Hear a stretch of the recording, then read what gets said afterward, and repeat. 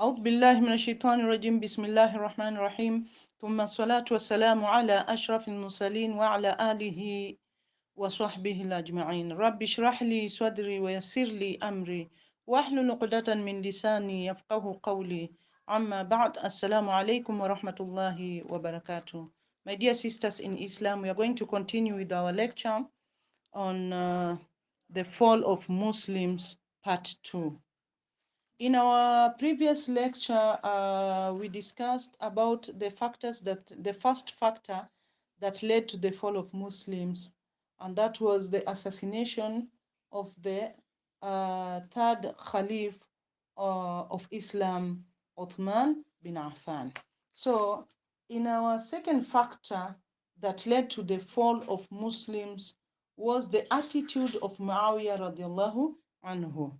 This was also among the factors that led to the fall of Muslims. So whatever happened, my dear sisters in Islam, and appeared on the screen of history, Ali radiallahu anhu alone cannot be held responsible for it.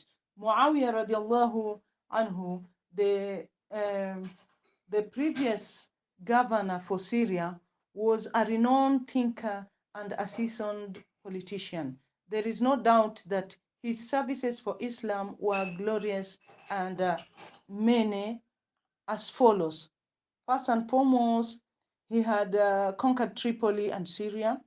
Secondly, he had captured all the border lands around Syria and made it well protected and immune against any attack of the Romans. Third, during the regime of Uthman bin Affan radiallahu anhu, he had, with the permission of Uthman bin Affan radiallahu anhu, he had prepared a fleet of warships and conquered the famous island of Cyprus in the Mediterranean Sea. This fleet of warships were so powerful that it served as an effective obstacle against foreign attacks, and the Muslim territories became safe and protected from any attack by the Romans. Thirdly, apart from his conquest, Muawiyah radiallahu anhu was always fully aware of any internal or external troubles and plots, and he got rid of them with an open mind. This was due to his political accuracy, deep understanding, and his constant careful watch for possible danger. My dear sisters in Islam, despite all these virtues and services, um, his attempts to prevent the caliphate or the leadership of Ali radiallahu anhu was unfortunate and unexpected of a person of high status like him. So if, my dear sisters in Islam, Muawiyah was kept upon or was keeping upon or revenging of the murder of Uthman bin Affan radiallahu anhu, yani he could have, let's say, done it easily by strengthening the hands of Ali radiallahu anhu in his leadership, for he could easily pledge his support. So the most unfortunate aspect of the situation is that despite bloodshed among Muslims and loss of many precious lives of the companions of the Holy Prophet sallallahu alaihi wasallam, the most innocent blood of Uthman bin Affan radiallahu anhu could not be avenged. So the house differences which appeared in the rank and file of Muhajirin, yani immigrants of Mecca, and the Ansar, helpers of Medina, at the sad desire of the Holy Prophet ﷺ, were resolved and completely supported the selection of Abu Bakr radiallahu anhu and pledged his allegiance with him. So if Muawiyah radiallahu anhu had followed this early event that is regarded as an example and adopted a similar course of action, the Muslim Ummah could have been saved of the very huge mischief, trouble, and unrest among the rank and file of the Muslims. The insistence of Muawiyah radiallahu anhu for leadership against the selection of Ali radiallahu anhu can hardly be called as service to Islam. My dear sisters in Islam, the third factor that led to the fall of Muslims was the comments on the rulership of Ali radiallahu anhu. His rulership was not long enough. His way of rulership was strictly after the pattern of Khulafa ur-Rashidin, the well guided policy. So he was selected much against his own will in the first place, and he was unanimously selected by Muhajirins, the Meccan migrants, and the Answars, the helpers of Medina, who had also selected Abu Bakr radiallahu anhu and Omar bin Khattab radiallahu anhu. So the general attitude of Ali radiallahu anhu was peace-loving, and he never used methods of persuading someone to do something by using force or threats and unlawful action of publication against anybody. So the evil efforts of the hypocrites had made the political circumstances so difficult in a way that Ali radiallahu anhu could not resolve many standing issues that were related to his administration. Yet, his mode of government did not have the least sign of political system based upon rule of a single person or a system of government by one person with absolute power. So his personal life was as much full of piety, simple living, selfless, selflessness, fear of God, as were the life of his illustrious predecessors. So much so that, lying on his deathbed, he did not give any option for or against the selection of Imam Hassan radiallahu anhu when such a question was posed to him. He left the entire matter to the good sense of the Muslims who are to make a selection. He did not get any benefit also for his person or his kin from his high office. Fear of God was always visible on him. My dear sisters in Islam, what exactly was the causes of the failure of Ali radiallahu anhu? There were three major causes of the failure of Ali radiallahu anhu. And one of the causes of the failure of Ali radiallahu anhu that need to be probed into a depth, first and foremost, before Islam, that was one of the causes of the failure of Ali, in that before Islam, the Arabs were never an integrated political unity for centuries. The tribal system was popular, and each tribe had its own likes and dislikes, aim and objects, and destructive to both sides in a conflict or war for the supremacy of each tribe. Um, also, on that point, also, the reappearance of tribal opinions that was not based on reason or actual experience. This also uh, was also among the cause uh, of the failure of Ali. So the family interests and the tribal supremacy were the dominant ideals of pre-Islamic Arabs. So Islam successfully replaced these feelings with high ideals of human equality and friendship and mutual support within two or more groups. So the doctrine of Tawhid rid their hearts of petty worldly considerations and made them get together at one national center under the umbrella of Islam. So the enemies began to live together as brothers. The Prophet ﷺ warned the Muslims against the reappearance of tribal opinions that is not based on reasons or actual appearance. In his last sermon, when he said, فَإِنَّ دِمَاءَكُمْ وأموالكم وأعراضكم عليكم حرام كحرمة كحرمة يومكم هذا. And your life, blood, your properties, and your honor is as unlawful for all of you as this day of pilgrimage, or on this day of pilgrimage. And then he continued to say, وَسَتُلَقَّوْنَ رَبَّكُمْ فَسَيَسْأَلُكُمْ عَنْ أَعْمَالِكُمْ إِلَّا فَلَا تَرْجِعُوا بَعْدِي ضَلَالًا يَضْرِبْ بَعْضُكُمْ رِقَابُ بَعْضٍ.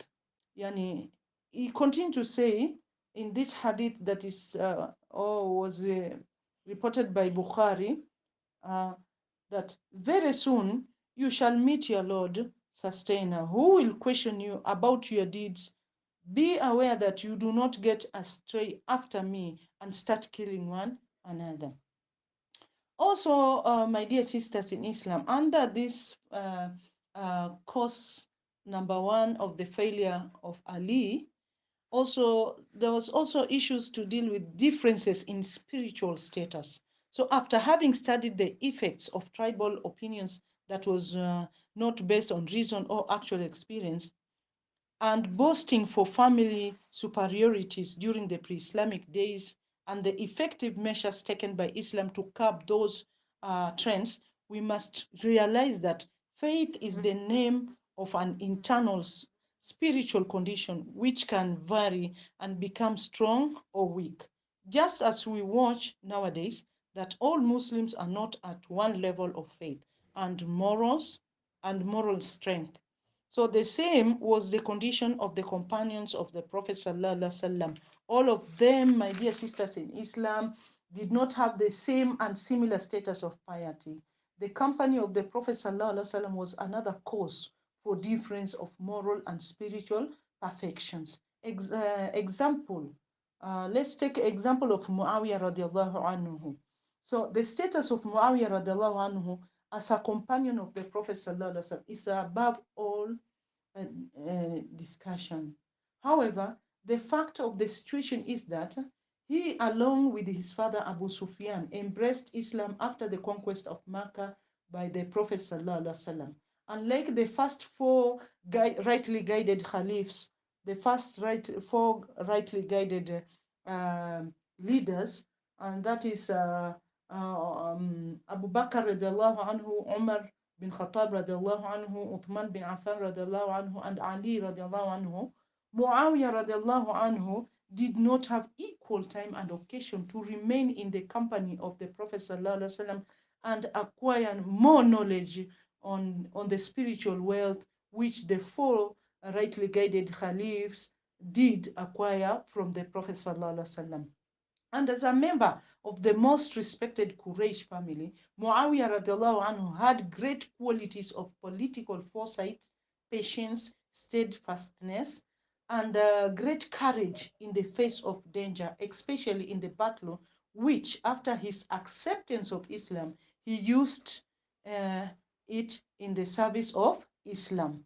So the family differences also and rivalry between the great families of Banu Umayyah clan and Banu Hashim clan of Prophet Sallallahu Alaihi Wasallam were ages long, and Muawiyah radiallahu anhu was not above those feelings. So whatever he said and did against Ali radiallahu anhu, this feeling of rivalry played its due part. So, on the other hand, Ali radiallahu anhu was perfect example of the teachings of Islam. My dear sisters in Islam, the second cause of the failure of Ali radiallahu anhu was the influence of the non-Arab Muslims on the Islamic polity. So, after the large conquest of Islam, many non-Arabic people embraced Islam due to unfortunate destructive struggle of the Arab Muslims for power and superiority. The non-Arab Muslims could not fully embrace the great spiritual wealth of Islam. So the pre-Islamic tribal opinions that was not based on reason or actual experience among the new non-Arab converts to Islam were able to be seen. So the group of hypocrites, my dear sisters in Islam, led by Abdullah ibn Saba, worked for destruction of Islam under the back scenes of Islam. So they were very powerful, single influence, which slowly and healthily poisoned the collective fabric of Muslims. So since the non-Arab converts had occasion yani, to meet both true and sincere Muslims as well as the hypocrites of Islam, they were, my dear sisters in Islam, they were naturally influenced by both parties. So they did commit mistakes innocently and could not realize the real dangers to the strength of Islam and the Muslims. Omar bin Khattab radiallahu anhu had the foresight to see the future dangers to the organized group of Islam. He therefore kept sending instructions to the government officials, which kept them strictly bound to Islam. On one occasion, my dear sisters in Islam, he said, I wish there was a wall of blazing fire between Arabs and non-Arabs. His wish clearly indicated that he wanted to save Islam and true Muslims from the evil effects of non-Arabs' influence. So, my dear sisters in Islam, the third important reason for the failure of Ali radiallahu anhu was the self-discipline and quality of companions of the Prophet sallallahu alaihi wasallam. So the most pious and influential companions of the Prophet sallallahu alaihi wasallam took to live in religious quality and self-discipline after seeing the major events of bitter disagreements over fundamental issues between the companions themselves and the general atmosphere of evil mongering and mischief. So the political field was now left open for those who had political power in their hands, but who lacked the moral and spiritual disagreement to defend righteousness against the forces of evil. It is, my dear sisters in Islam, it is a well-known fact about Abu Musa al-Ash'ari radiallahu anhu that when he saw the attitude of Amr bin al-As in the event of arbitration, yani submission of a lease dispute by agreement of parties to arbitrators, he was yani deeply hurt, and spiritual this spiritually shock made him take to life of self-discipline in a village. Secondly, similarly, when Aisha radiallahu anha left Medina for Basra for the Battle of Camel against Ali radiallahu anhu, the people of Kufa were so much shocked that they cried and wept, so that the day particularly that day particularly came to be recorded in history as the day of weeping and crying. Mughira bin Shoba radiallahu anhu was among the companions. He did not respond to the call of Aisha radiallahu anha and considered it safe and cautious to remain cool in the disagreement between the companions of the Prophet sallallahu alaihi wasallam. Thirdly, my dear sisters in Islam, the Hafsa radiallahu anha, the wife of Prophet sallallahu alaihi wasallam, intended to accompany Aisha radiallahu anha for the battle of Jamal against Ali radiallahu anhu, but her brother Abdullah bin Umar radiallahu anhu prevented her from participation, and she declined to accompany Aisha radiallahu anha. My dear sisters in Islam, all the Sahabas of high status of Islam fully understood that the fountain of mischief had erupted in Islam, and their hearts were wounded on this account. They wept and prayed and tried their utmost through sermons and speeches to prevent the crisis of Islam. But these noble persons had no political power, and no avenues of effective influence. So the result was that pious and good people openly saw their ineffectiveness to save Islam. In conclusion, my dear sisters in Islam, on, on this fact is that the fall of Islamic State had started during the period of the third Caliph or the third leader, Omar, Uthman bin Affan radiallahu anhu. I wish to stop there, my dear sisters in Islam, and we're going to continue with the factors that led, or the third factor that led to the fall of Muslims. Shukran jazila wa barakallahu fikum.